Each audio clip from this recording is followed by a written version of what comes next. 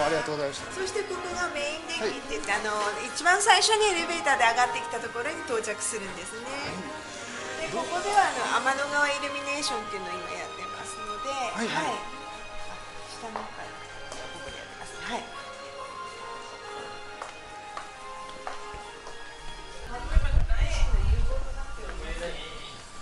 昔はここにこうやって望遠鏡がいっぱいありましたよね。そうだ、ありました。ずっとここにね望遠鏡あってですね。みんなこうやって一生懸命見て。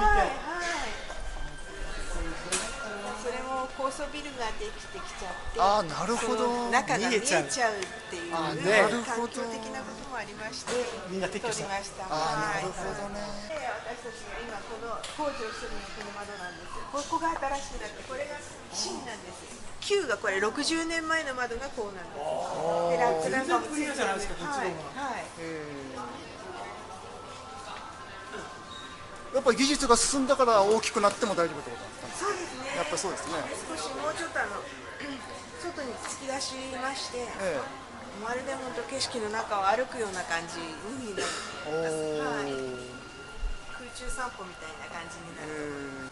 いずれはこれ全部こっちの窓になる。そうです。東西南北4回に分けまして、今北側だけが成功じゃなくて完成しまして。それは別に予算の都合とかそういうことじゃないですよね。もうこのサッシがね、やっぱりこれも外から吹きさらしてね、60年だってボロボロになってきた。やっぱメンテナンスしないとねっていうことで。だから順次やってってるわけですよね。いっぺんにできないんで。そうなんです。こうやって営業をやりながら。営業やりながら。お休みしないでね。少しずつでないと。ということはお客さんがいる中でここを入れ替えたんですか。今やってますので、これ。こちらお台場側なんですけれども、全部こう見えなくなっちゃいまして。今その中で工事をしております。下の階に行くと工事の中が見えるようになっておりますので。そうなんですか。今度は深夜工事になりまして、夜の11時でここ営業が終わるんですね。そうすると工事の人たちが入ってきて工事となります。11時までやってるんですか。そうなんです。今11時なんです。そんな遅くまでやってるの？すごいじゃないですか。結構そうですね。今ってことは前はやっぱもっと早い。2年ぐらい前で10時でした。結構大変だ。それを1時間やはり外国のお客様がどんどん入ってきまして、そういうホテルに泊まって、時間関係なく夜も遊ばれるという。やっぱり観光客増えてるんですか。増えてますね。夜が増えてきました。夜がね。特に夏はライトアップも見るって言っても寒くなく見れるので、インスタも流行ってますから、そうですよね。夜景と一緒に撮る。そうですよね。やっぱりここまで来たら夜景欲しいですもんね。こういう言い方すると一つなんていうのかな、スカイツリーには悪いんですけど、場所的に言ったらここの方が絶対なんですよ。東京のど真ん中で、やっぱスカイツリーを外れなくてですよね。この違いはありますよね。で、変な話なんですけど、怪獣がどういうわけかここ来るんですよね、絶対に。東京の象徴なんで。ゴジラも3回ぐらいここ来てるし、モスラもここにさなぎ作っちゃって大変だったし、そうすると私なんかすぐそばにいたから、毎回怪獣来るたんびにもう大変ですよ。風呂敷に家財道具をくくりつけて逃げなきゃいけないんだよ。もう大変でしたね。いきなりもう知らない自衛隊のおじさんが来て避難しなさいって言われて避難ですよ。そうですよね。結構大変ですよ。東京の人間も結構怪獣から逃げるのが大変でね。でこれは不思議と東京タワーのこの辺りは必ずやられるんだけど、千代田区の皇居の辺りって行かないんですよ。皇居は行かないから、絶対に行かないんですよ。皇居は安全ですからね。安全なんですよ。ここだけがいつもやられるんですよ。本当にひどいもんですよ。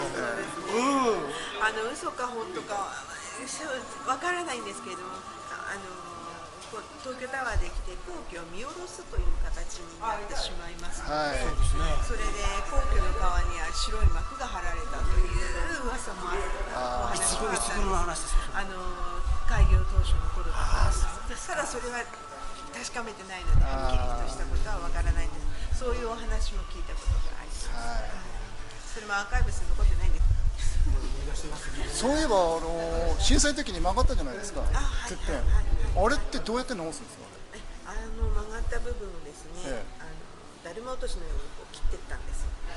下からですか。下から切っていったんです。下を切ったら上がボトッと落ちちゃうの？落ちないようにダブル落としなんで、そこそう言ってまたピッて落ちるんです。そんなことができるんですか？はい、今の技術でできまして。何で飛ばすんですかそれ？飛ばさないんです。ずらすんですね。はい。でそこに今のそこにクレーンが線がロープがこう伸びてるんですけれども、そういったものがエレベーターに入らないので、ロープでこうずーっと空中を取り下げるまで下まで落としていった。あれ今 NHK の放送博物館の横かなんかに置いてありません？なんか鉄塔の先端。はいはい。ね、NHK さんが持っていかれました。そこに立ってたのは NHK さんのアンテナだったの。そうなんですか。そうなんですか。ちょうど NHK さんの部分がそういう形になって。そうなんですか。どこにあるんだ。なるほどね。NHK さんのスーパーターンアンテナっていうのは NHK さんのものなので NHK さんが持って帰ります。うちもその曲がってる部分っていうのはもうやはり震災を忘れないためにって言ってどっか記念にと思ったんですけど、もうこの展望台なんて重たくてとても無理ですし運べませんし、外にしようって言ってもやはり駐車場周りは駐車場になってますし、すごくその置く場所っていうところで難しくて結局は断念いたしました。これからもしかすると残った部分の鉄材でオブジェを作るかななんていう話も出てるんですけれども、まだ確定的なことまでは至ってないんです。ダルマ落としっていうのがすごいな。上の方を固定しなくてもできるんですか？上の方固定しながら下をパッて切って落として上の方を下から固定するんですか？そうですね。そこはね、その技術の方に聞かないとわからないんですけれども、私たちはこうだるま落としのようにこう図面だけで切っていくんですよっていう。そんなやり方でやるの？いや、あの時から不思議でしょうがなかったです。これどうやって直すんかなっていうのが。それで出てきたのが軟式の野球ボールっていうのがそこから出てきたんです。306メートルのところからこう切ったらその断面から軟式の野球ボールが出てきたんです。本当？でそれに対して小さい時にキャッチボールをしたんだよ。近くでそこのスーパーターンに頭頂部のアンテナを立てるのは増上寺さんの土地を借りて地面にこう作ってました。なるほどなるほど。下に置いてた建材の時に。そうなんです。キャッチボールしてて僕のボールが入ってたっていうようなお話を確かあれですよね。ここ建てる時に使ったベースの鉄、これは米軍の払い下げの戦車の鉄を溶かしてこれで作ったっていう。結局まだ昭和30年代前半ですから資材もないんですよね。そうなるほどね。ちょっと壊れちゃった戦車とか全部溶かしてね。材料はすごくいい鉄だったらしいです。そうでしょうね。材料としては。材料としては。そこにあるのはこれがそういう鉄なんですか？これもこの柱というのは変わってないんです。創立のまんまなんです。ただこういったものを平成17年でリニューアルしまして、そこをこういったプラスチックで囲いましてデザインとして残してあるというだけで中に鉄が入ってますよ。鉄もそのものは変わってないです。最初からの。そうで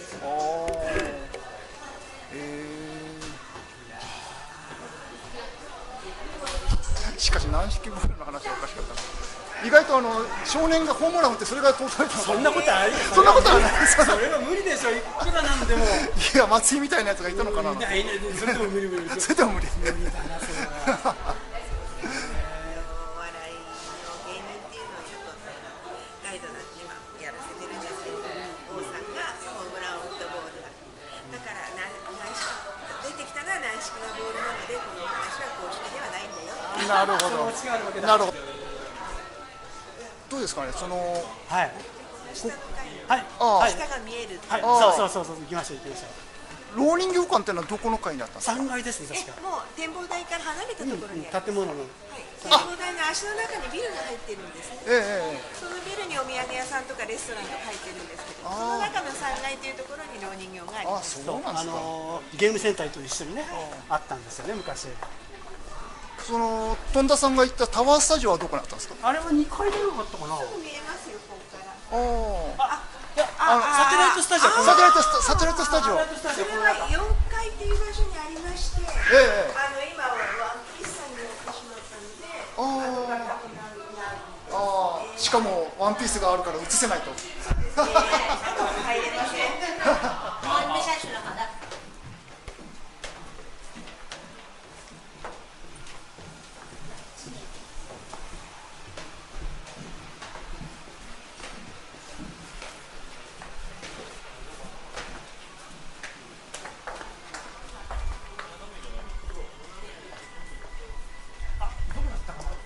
どこだったかな、あれどこでしたっけね、こっちでしたっけ。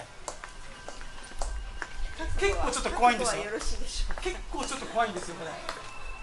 あの上に乗っかるって結構ね怖いんです。これ。はい。あ、これ綺麗になったでしょ。そうですね。名前も変えてスカイウォークウィンドウとなりました。これは昔はルックダウン、昔といってもこの、1年前にはルックダウン。これ怖いよこれ。怖い。これ怖いよ。これできた頃からあるんですかやっぱり。リニューアルしてるんです。ちっちゃいのが昔ありませんでした。ちっちゃいのはあります。ちっちゃいのがあったんだ。そう、これはなかったけど、じゃあこれもガラスの性能が上がったから大きくなったんでしょうね多分ね。これは怖いよこれ。でもこの絵で飛べないな、とてもじゃないけど。怖い。あそこに広場あるじゃないですか。あそこで子供の頃よく野球して遊びましたね。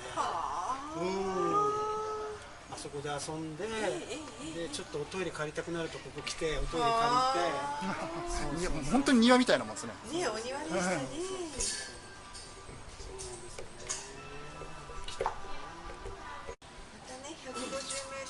100m 下がってきますとね、ビルがちょっと落ち着きますね。目線になってちょっと落ち着く目線になりますよね。あそこの教会は昔からありましたね。はい。あそこの教会はずっと昔からあった。2つ並んで教会があるんですよね、ここ。あ、そうなんですか。ああ、本当だ本当だ。カトリックとプロテスタントとってなってるみたいです。あ、本当に。昔そこのね、角曲がってちょっと入ったところにロシア料理を食べさせる。あ、ボルガですね。ボルガ、そうちょっとね模型みたいなそのあれがあってね、有名でしたけどね、なくなっちゃったねあれもね。ボルガの一部はこのマンションになってしまいました。あ、じゃあ入ってるんですかまだ。いえ、もう入っておりません。はい、ボルガがあったところが今のマンションに変わっちゃいました。ちょっとこう建物の上にこうねあれがあって、はい、ロシアっぽかった。そうロシアっぽかったんだよね。よかった本当に今日来て正解でしたね。でもこうビルがない頃っていうのはこの高さでも結構見晴らしは良かったの。本当に見渡しは良かったですよね。本当に四谷見附の駅から東京タワー見えましたから。何もなかったんで。四谷見附から東京タワー見えましたよ昔。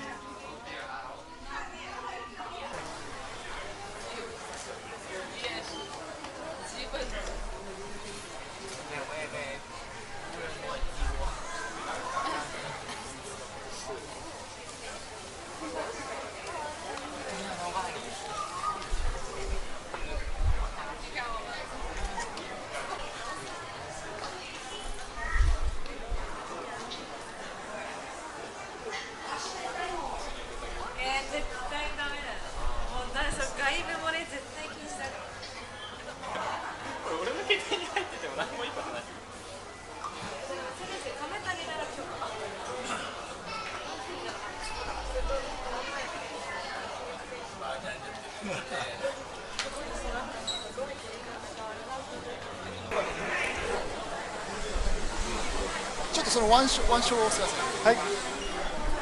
これが一応撮影が許されているという証なんで、そうですね。個人的に楽しむのはいいみたいなんだけど、その動画として上げるのはこういう許可証がいるということなんで、一応映してですね。はい。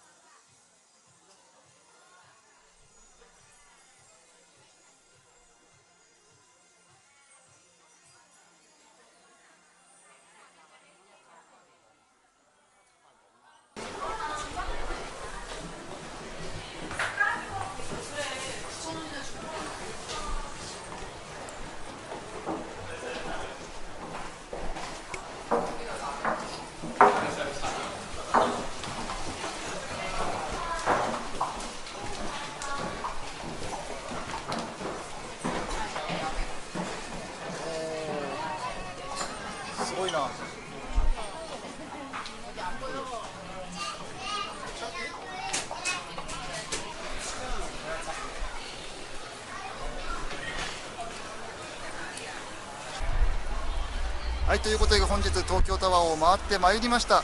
私個人的には結構純粋に面白かったといいますか、技術も進歩してるしと同時にその昔から変わらない部分も随所に残っていて、少年のまんま楽しめたって感じですか。でつくづく思ったのは、案内の方にも案内してもらっていて、思ったのはですね、まだまだ本当に現役なんだということを私は思ったんですよ。東京タワー全然現役だなと、スカイツリーに全然負けてないなと、少なくとも個人的には見た目から何からもう全然東京タワーの方が勝ってるんで、そういう感想を私は持ちましたけれども、どうでした、富田さん、今日一日回ってみて。はい、僕も正直言いまして、この東京タワーの麓で生まれ育って、東京タワーと一緒に、生きてきましたんで、やっぱり久しぶりに今日東京タワーに来て、お話を伺ったり展望台まで上がって、景色を見ましたけども、やっぱりここから見る景色がやっぱり一番良くて、この下から見上げる東京タワーがやっぱり一番素晴らしいという気持ちに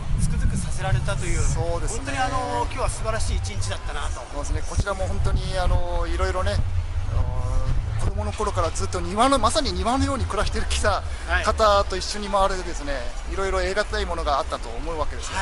本当に一日今日はありがとうございました。お疲れ様でした。私もどうもありがとうございました。本当にありがとうございました。それでは、タワーの雄姿を収めてお別れしたいと思います。さよなら。